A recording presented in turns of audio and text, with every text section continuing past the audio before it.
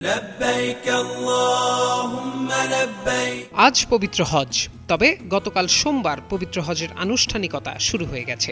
মক্কার পবিত্র মসজিদুল হারাম থেকে প্রায় ৮ কিলোমিটার দূরে তাঁবুর নগরী মিনায় পৌঁছেছেন লাখো হজযাত্রী। সেখান থেকে আজ মঙ্গলবার ফজরের নামাজের পর আল্লাহর মেহমানরা রওনা হচ্ছেন আরাফাতের ময়দানে।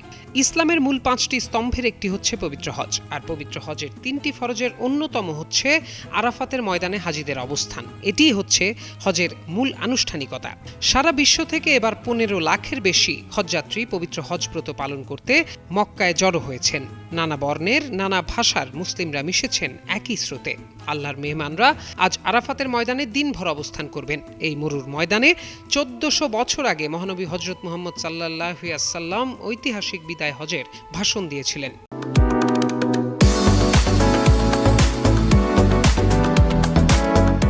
আরাফাতের ময়দানে অবস্থিত মসজিদে নামিরা থেকে আজ হজের খুতবা দেয়া হবে। এবার মসজিদে নববীর প্রবীণ ইমাম ও খতিব শায়েখ আলী বিন আব্দুর রহমান আল হুজাইফির খুতবা দেওয়ার কথা রয়েছে। খুতবা ও নামাজের মধ্য দিয়ে এই বিস্তীর্ণ ময়দানে হাজিরা সারা দিন পার করবেন। সূর্যোদয় থেকে সূর্যাস্ত পর্যন্ত সেখানে অবস্থান করে হাজিরা আল্লাহর জিকির, আজগার, তিলাওয়াত, দোয়া মুনাজাতে নিমগ্ন থাকবেন।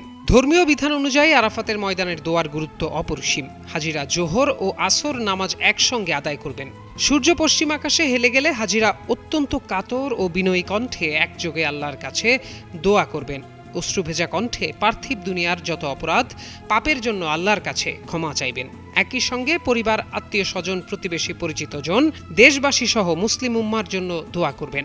সব চাওয়া পাওয়া, মনের আকাঙ্ক্ষা আল্লাহ তাআলার কাছে ব্যক্ত করবেন হাজিরা। আরাফাতের ময়দানে অবস্থানের প্রতিদান স্বরূপ আল্লাহ হাজিদের নিষ্পাপ ঘোষণা করেন। হাদিসে আছে, আরাফার দিন আল্লাহ এত বেশি পরিমাণ জাহান্নামীকে অগ্নি থেকে মুক্তি দেন যা অন্য কোনো দিবসে দেন না।